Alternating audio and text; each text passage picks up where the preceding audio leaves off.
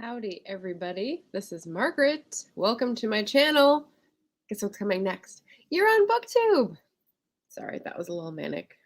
Welcome, welcome. It is Friday Live. You have made it to another Friday. If, of course, Friday means anything to you workers of the gig economy out there. Welcome to a live book review. And for Jeremy, I'll just say hashtag live book review. Yeah, we're going to be talking about one of my favorite books of the year. It's Gathering Moss by Wall Kimmerer. And it's a small book, and I went over it a little bit in my wrap-up from last month or two ago. But I wanted to do a special standalone book review in case anyone was wondering whether they should get this book, because they definitely should. This is a gushing book review. Barrett is here to say hello, friend, and hit the like button. You haven't even gotten any content yet except this personality.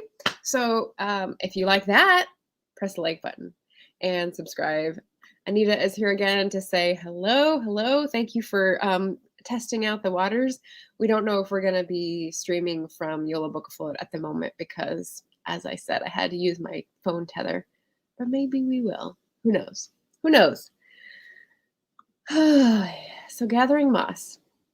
If the name Wall Kimmerer sounds familiar, it's because Dr. Kimmerer wrote the amazing bestseller Braiding Sweetgrass, which I also have, and I should have brought over here for the purpose of this review. But that one went viral. It's all over the bestsellers, the top of the charts, the top of the pops. It's been very well received. It is a book about, as far as I know, about Indigenous ways of knowing and interacting with the environment, and how there's a lot Western culture can learn about saving the planet from Indigenous wisdom. And so I think that's definitely got to be on my nonfiction November crossover Indigathon book list, TBR. So yeah. So hopefully we'll get to that next month in November. We're saying hellos, and Aphrodite is also here. Lovely friends, thank you. So let's dive in. I've got a little bit of an outline for this chat, which is defining what is this book. It's a little hard to cover what it is genre-wise. It's called A Natural and Cultural History of Mosses. And if you know me, you know I love moss. I find moss and bring it home. I'm one of those weirdos. And furthermore, I love learning about it. I'm not very, I don't want to say big on science, but I'm not very well versed in science. We'll put it that way. I love having scientist friends who can explain things to me. Thank you, Allison. Thank you, Beth Ann. But I never really got a love for it in high school. I had some bad science experiences. So when you put something like natural and cultural history, you've nabbed me. I mean, Wall Kimmerer didn't know it, but this was clickbait for Margaret. So very excited. Barrett is guessing nonfiction. Of course, I'm getting a little more detailed. And people are saying hello. Aphrodite, yes, you do need this book. It's really good. And you already love science. So yeah. And Barrett's here for some moss. Nice. That would be a really good Halloween costume. Anyway, so it's a collection of linked personal essays. So if you're paying attention, collection is one of the prompts for Nonfiction November. So that would be good. And the natural history, cultural history aspect. Let's see. Let me put in a question. When was the last time you felt totally immersed in a science book? I'll put that in the chat. When was the last time you felt totally immersed in a, I'll put that in quote, science book? And, take out the typo since this is live.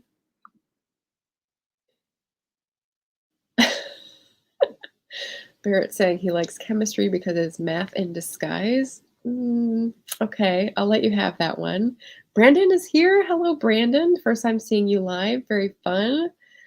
Aphrodite likes baking because it's chemistry in disguise. I'll definitely get behind that. And here is our question. Oh, okay. Brandon has already answered it. So our question is, when was the last time you felt totally immersed in a science book? Because that's what this did for me. And what's crazy is Brandon says it was Braiding Sweetgrass, which is from the same author. So obviously, Dr. Kimmerer has cornered the market on immersive science tellings, which is really great because I think we all need to get better on science. So this is a good way to do it. The first thing I will say about this book is the voice really caught me. So besides the clickbait of the title and the natural inclination to search out Indigenous voices that are trying to teach us how we're going wrong with the world, I really loved the voice in this book. I am going to read the preface for you guys. It's like two pages with lots of line spacing. So yeah, let me just read this. It's not long. Well, okay, it's a little long. You can go off in the chat if you get bored, but I don't think you will. Oh, Anita's answer is A Brief History of the Universe. Awesome. Aphrodite's answer is in 7th grade during our solar system sessions. That sounds really cool. I'll be following up with that in a second. Barrett's answer is Out of Water from Abundance to Scarcity. Okay, you have to tell me more about that one because I love learning about water issues, especially being a Californian. And the solar system was a school textbook, so I don't remember the name, but I was all in for the solar system. Nice. And on the water book, after I finished it, I concluded we're all screwed, so I stopped reading science books. Oh, well, let me recommend also Cadillac Desert to you, my friend. Go put that on your list and look it up later. Yeah, for that prompt. Okay, so the preface that'll give you a really good idea of the voice of Dr. Kimmerer in this book. Let's dive in. Seeing the world through moss-colored glasses. My first conscious memory of science, in quotes, or was it religion, comes from my kindergarten class, which met in the old Grange Hall. We all ran to press our noses to the frosty windows when the first intoxicating flakes of snow began to fall. Miss Hopkins was too wise a teacher to try and hold back the excitement of 5-year-olds on the occasion of the first snow, and out we went. In boots and mittens, we gathered around her in the soft swirl of white. From the deep pocket of her coat, she took a magnifying glass. I'll never forget my first look at snowflakes through that lens, spangling the woolly sleeve of her navy blue coat like stars in a midnight sky. Magnified tenfold, the complexity and detail of a single snowflake took me completely by surprise. How could something as small and ordinary as snow be so perfectly beautiful? I couldn't stop looking. Even now, I remember the sense of possibility, of mystery that accompanied that first glimpse. For the first time, but not the last, I had the sense that there was more to the world than immediately met the eye. I looked out at the snow falling softly on the branches and rooftops with a new understanding, that every drift was made up of a universe of starry crystals. I was dazzled by what seemed a secret knowledge of snow. The lens and the snowflake were an awakening, the beginning of seeing. It's the time when I first had an inkling that the already gorgeous world becomes even more beautiful the closer you look. Right? Okay, so it keeps going. Learning to see mosses mingles with my first memory of a snowflake. Just at the limits of ordinary perception lies another level in the hierarchy of beauty, of leaves as tiny and perfectly ordered as a snowflake, of unseen lives, complex and beautiful. All it takes is attention and knowing how to look. I've found mosses to be a vehicle for intimacy with the landscape, like a secret knowledge of the forest. This book is an invitation into that landscape. Do I want to keep reading? I mean, I want to keep reading. There's another page, but I don't know. I am told that reading during lives doesn't go over well. So let me catch up on the chat before I dive into the second page. Out of Water is amazing. A Thirsty Land is good too for water. Okay, I'll have to put those on my list. Prime documentary on trees that was amazing. I bet it was related to The Secret History of Trees, which I have to read. Love this. Yay! Aphrodite, read The Secret Life of Trees. Yeah, Brandon's chiming in there. Sounds cool. Yes, Brandon. Have you directed a documentary film in your career? Ooh, Aphrodite with the skills. And we're just recommending to each other in the chat. Awesome. And she hasn't directed, but she's on a board to do one in 2022. Oh, yes. We like that. That sounds good. quote is so good. I love this author. She makes you fall in love. Totally. Audiobook quality voice. I don't know about that. Who said they don't like listening to someone read? Blasphemy.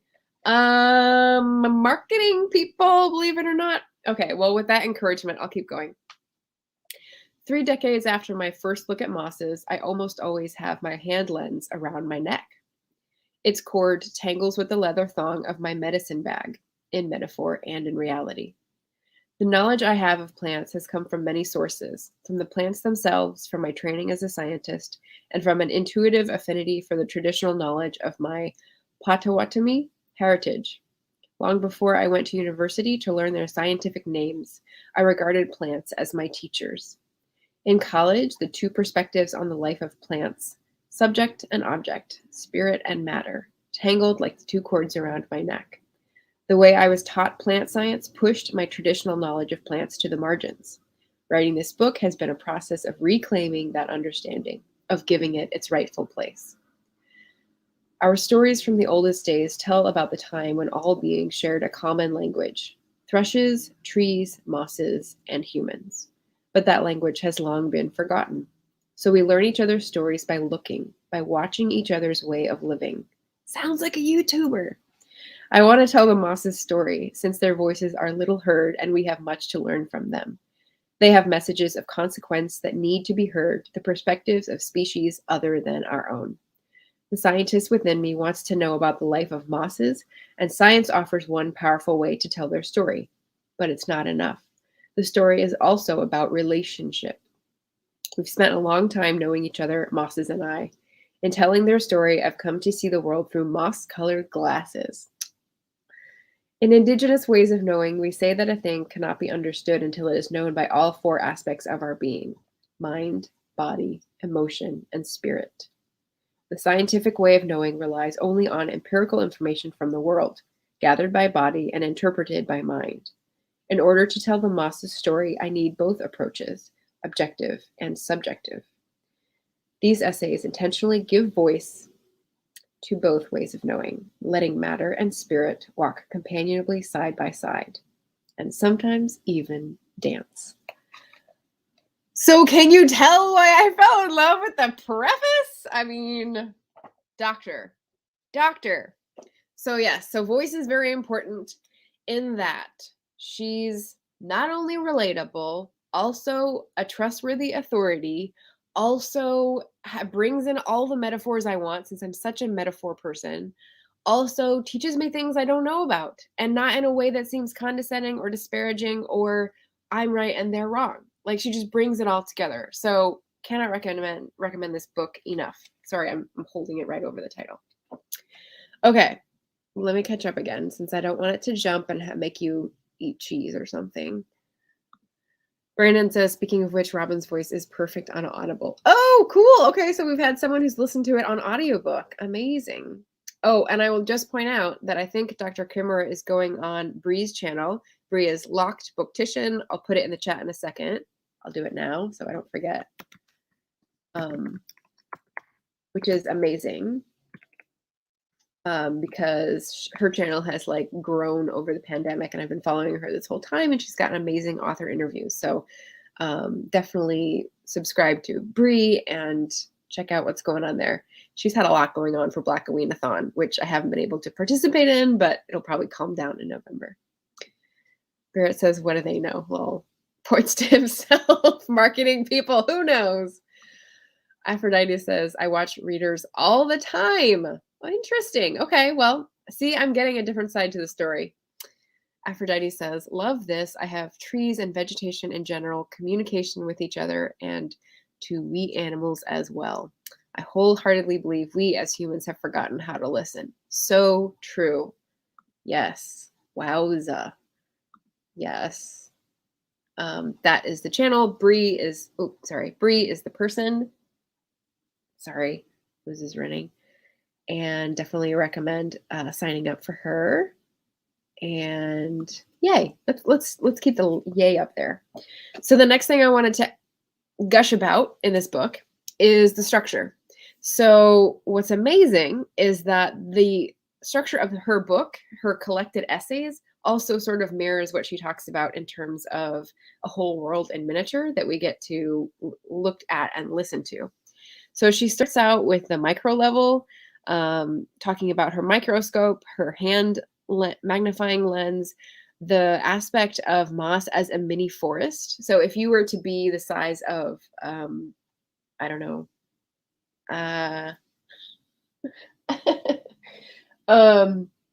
here's one of these cereal pieces that I have for snacking. If this is the size of the moss and you're going to be like a little person in this world, it's like a little forest. It's like a miniature forest. You've got a ground layer, you've got grasses, you've got trees, and you've got like the cloud layer, seriously, because it's a liquid thing. And she talks about all this in a really accessible way. So I love the miniature forest concept. And also she even talks about water bears. So if you haven't heard about what water bears are, they're actually called tardigrades, but I think popular culture has named them water bears because they look like little gummy bears, but they're microscopic creatures, and they live this life in the miniature forest that is pretty darn cool. So she starts out on this micro level and introduces us to these tiny things in this world we should care about in a way that is very engaging. And then she goes from those chapters to the next, which is like ecosystem level, talking about how the moss interacts with the plants around it, how it reproduces, how it interacts with animals that track through and uses that to establish its territory, temperature, like all these things that are the moss and the environment interacting. So we're still looking and watching and learning. In these, she talks about mosses in ponds. She talks about mosses in forests and mosses in bogs. And those are all different things, in case you didn't know. Did I put, oh, shoot. Okay. I didn't put the video clip up because I had a thing going on this morning and I forgot. How can I do that? I'll put it on Instagram. I have a really cool video clip of sphagnum moss. And let me spell it out for those who haven't heard me gush about this before. One of the reasons I got really into moss in the first place was because when I went to Scotland and I visited these wild places, I learned what it is. Sphagnum moss. It's like super, super cushiony. And they used it for a lot of things in traditional cultures there. And once I got the hang of that word, that name, I got it in the brain and it didn't leave, and learned a lot more about it. And the bog that sphagnum moss grows in is responsible for this super silly video clip that I'll put up on Instagram. So don't worry. But yeah, so she talks about the ecosystem and how everything helps each other and sort of adjusts with each other. And then she steps back again and talks about human interaction in the last chapters, especially her personal experiences, and brings in, let's see, old ways, indigenous ways of knowing. And one of the things I found super interesting, because I've had doubts about this, have you seen billboards advertising moss killers? Raise your hand if you have. I have. And she specifically points out in this book that they're all over the Pacific Northwest, because I live here because it's a very mossy place and I love it. There's lots of rain, there's lots of damp outside, and moss flourishes everywhere. And someone along the line convinced homeowners that having moss on your roof was a bad thing. Let me read you this little paragraph, page 95 here. Oregonians seem to have a love-hate relationship with their mosses. On the one hand, there's a certain civic pride among folks who label themselves mossbacks and cheer for teams with aquatic mascots, beavers and ducks. On the other hand, moss eradication is big business. Hardware stores stock shelves of chemicals with names like Moss Out, Moss Be Gone, and X-Moss. I only learned about this a few years ago. An ad campaign on Portland billboards read, "Small, green, fuzzy, kill it!" Right? These chemicals eventually end up in the streams and in the food chain of threatened salmon, and the mosses always come back. Roofing professionals have led homeowners to believe that mosses lead to degradation of the shingles and eventually to leaks, For an annual fee, they will gladly remove them. Allegedly, da da da da da. Why not just let them be? So yeah, and that was like her observation and questioning and doubt that was meeting right at the road of my observation and questioning and doubt. And so I identified with the author, which is always nice. Let's see. I had a second question, which was, when or where have you felt magic in nature? So to go along with this like voiciness and this like beautiful structure of learning about moss that she set up, let's pop that up. When and where have you felt magic in nature? And I'm afraid Aphrodite can't say the solar system on this one, unless she's been to space. It may have happened. Because when I'm driving, and right now, I mean, we're just getting a second bunch of rain, so it's almost gone. But the past week or so, I called it Technicolor Nature because it has been so bright, the rainbows. It inspired an original book tag that I'm going to do about autumn. It just feels magic. I'm out walking on the sidewalk, and I can't help smiling and looking a little silly, like people walking by and wondering, what is she doing? What's wrong with that girl? So yeah. When was the last time you felt magic in nature because of nature? For me, it's mosses and leaves and all that stuff. Let me go back and catch up. Yes, Aphrodite is talking about the water bears. They're so weird but fascinating. Jim is here. Hello, Jim. Water bears are moss piglets. Does anyone call them moss piglets? I've never heard that one. That's really cool. Hello and howdies. That is how you spell sphagnum moss. And moss merch for your personal brand. I might get behind that, but when you read this, you realize that the people who are selling moss are often stealing it out of forests and not replenishing it. So I'm not going to be buying real moss things in the future. Yeah, moss merch. Never heard of this. The moss killing. I wonder if you guys are asking about that. Yeah, there's billboards. Maybe it's not in drier areas or different roofing cultures or whatever, but here I remember seeing this for the first time and being like, what's wrong with moss on a roof? It's number one, it's picturesque and romantic, but number two, like, there's moss everywhere. Get over it. If you have to clean it, I don't know, clean it off with water or a brush, but why pour all these chemicals on it? It's the same thing as like using a diesel two-stroke engine to blow leaves around in the rain. They're wet leaves. There's a better way. There's a better way. Oh my God, I hate leaf blowers. I know you guys are with me on this one too. Aphrodite, I have to get back to work, but I will come back and rewatch of what I miss. Oh, thank you, Aphrodite. That's so sweet. Good luck with work. Happy FRI, yay. Brandon said, I go on at least 3 backpacking trips per year just to be able to connect back to nature. One of my favorites is the Great Prairies in South Dakota. Oh, wow. Very cool. So I think of the Badlands in South Dakota, which I think are less grassy and more canyony and sandy, but I'm sure there are South Dakota prairies because the farming goes all the way up to North Dakota. Very cool. Neat. That's neat to learn about you. Aphrodite says, okay, can't lie. Whenever I'm around a bunch of trees, yes, I am a hugger and proud. Yay. See, I'm preaching to the choir here. Sounds good. We need confirmation on the moss piglets, Jim.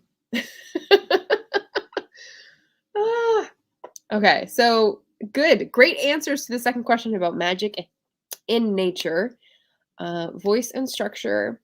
And then I wanted to point out the importance of a book like this. So this will be the same for Braiding Sweetgrass, which is why moss? Besides that, I really like it. It's got a canary in the coal mine aspect.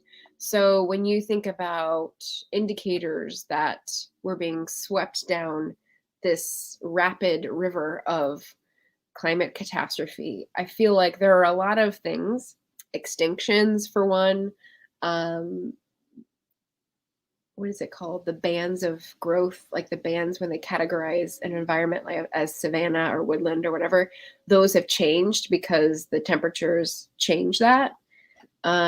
Things like that. They're like indicators that we're blowing past all the milestones that are turn back signs. And so moss and stuff like lungwort, which is a lichen. Certain plants serve the function of being a canary in a coal mine. And if you're not familiar with that metaphor, which I'm sure you guys are, but if anyone is watching this later, they would take canaries down a coal mine. If a canary keeled over from lack of oxygen, you knew that you shouldn't be there very much longer either, and you needed to get out because something had caved in or there wasn't enough air being vented or pushed through. So the plants and animals that are, and people for that matter, people in areas that are affected by the climate catastrophe, they are serving as the canary for the global coal mine. So there's that aspect of why it's important to look at mosses. But there's also the fact that it's beautiful on its own. So if I can try to make my subjective assessment more objective, it's a miniature forest, y'all. And it keeps things cool. For a long time, I wanted to try to grow a moss carpet that could be the rug in the bathroom so that I could step out like onto a moss forest floor. Wouldn't that be cool? Like someone has designed that, right? And then I figured out that, well, if you have a living moss carpet, you probably have all the insects and that kind of thing living in it to make it a complete ecosystem. And I probably didn't want to host that on my bathroom floor. So I had to give up that idea. I would love to have more mosses on my patio, but unfortunately it's full sun, so it's not the right environment. But I take the little pieces that have dropped from trees and bring them home and put them in vases. So they're like terrariums. It's part of it is tactile. There's some mosses that when you feel them and they're still moist, they're the softest thing that I've ever felt. Well, the moss and Artemisia. Artemisia is another plant that I'll do this, like the tactile. I'm a very sensual person who likes touching things, plants, materials, cloths, etc. So yeah, that's just my plea for you guys to go out and touch some moss today, and then maybe you'll love it more and feel more connected.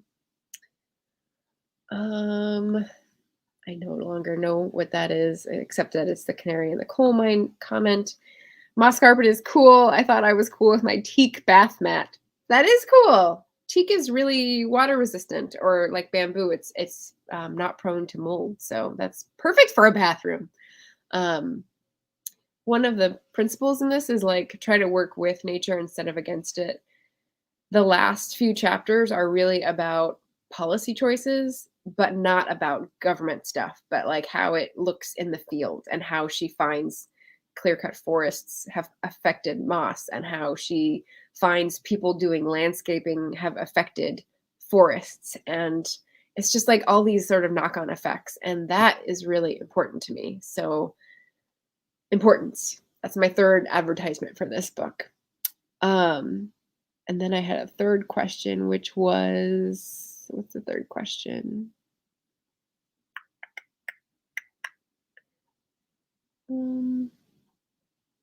Oh, I'm really into mosses, but maybe we can explore a little further afield and pass on love of other things. So do you have a niche nature interest?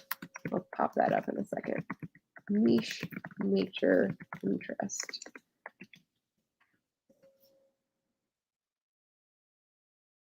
Oh, Jim is telling us, yes, if you Google moss piglets, you will get tardigrades. And if Google tells us, it must be true. So very cute. Now we have two cute phrases for these things. So a niche nature interest. Let me know in the comments. Like I said, mine is moss, and yeah, so that's why this book was perfect for me. But I'm sure you guys have other books like the trees books that were already mentioned, the water, although that was a little a bit of a downer.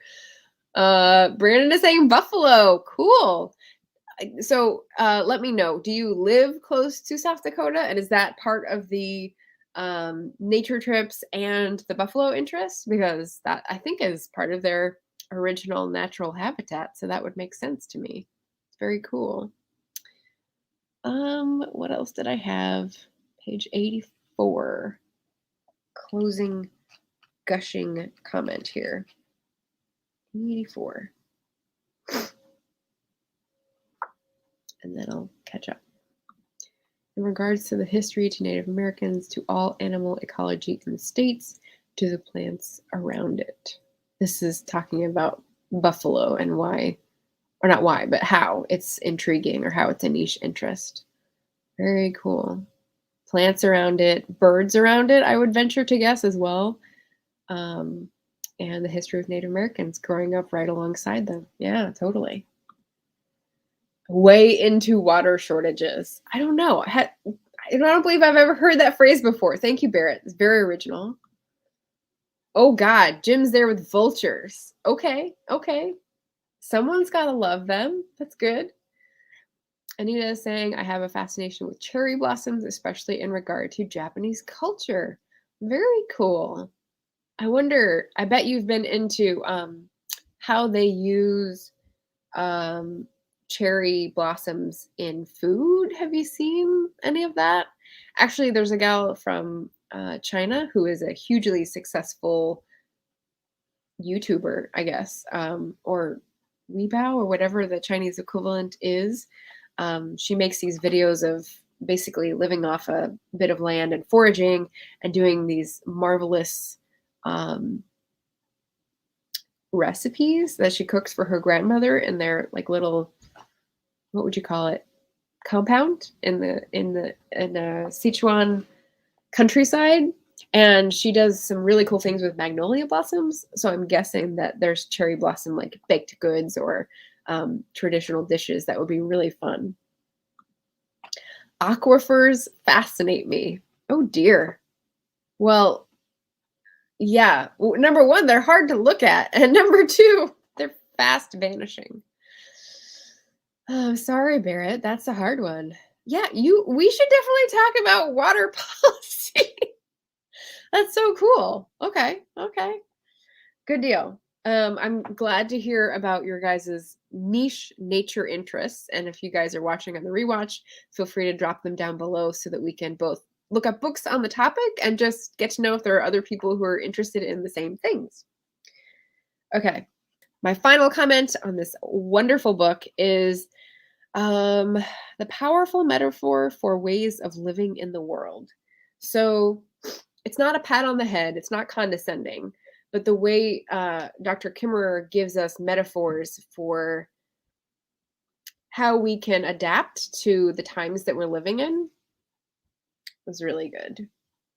And there's this thing called gap dynamics I've never heard of. So if anyone's heard of gap dynamics, let me know before I start reading. But this was about forest fires and whatnot, and I'll just read the short paragraph. A forest's resilience after disturbance lies in its diverse composition. A whole suite of species is adapted to disturbance gaps of different types. So black cherry comes into intermediate size gaps where the soil has been exposed. Hickory into small gaps on rocky soils. Pine after fires, that's the one I'm familiar with. Striped maple after disease. The landscape is like a partially completed jigsaw puzzle in varying shades of green, where holes in the landscape can be filled with one particular piece and no other. This pattern of forest organization, known as gap dynamics, is known in forests around the world from the Amazon to the Adirondacks. And I mean, I had to put a note on that because it feels like a beautiful metaphor for how we can all help out in different ways. We're all adapted to different gaps, different needs, and we can all help by plugging ourselves into this jigsaw puzzle. I mean, isn't that perfect? So yes, voice, structure, personality, importance, beauty, 5 stars. Like had to do a standalone book review. So there we go. Catch up. Anita says, yes, Sakura. And I think there's a festival. There's definitely festivals. Yeah. I haven't been there for one. I've only been there in the summer. Have I? Yeah, I think only in the summer. Barrett says, I was going to do a policy paper on water economics back in grad school. You don't say. Well, someone did a policy paper on water negotiations in grad school, and that's published if you want to look it up. Yeah, past lives. It's like we've lived past lives, don't you think? Let me that was a shameless plug. So let me go ahead and put the shameless plug in here. Barrett and Chandra and Trisha and I will be on a panel this Sunday at noon Pacific, 3 p.m. Eastern, to talk about our past lives as authors. Meaning, I'll go a little bit into some oracle cards to talk about animal spirits and worlds, but I'll also talk to these authors about what they've done before they were authors and how their experience sort of bleeds through one life into another and how it's helpful or maybe harmful or annoying or awesome. So you definitely want to show up for Sunday at 3 p.m. Eastern.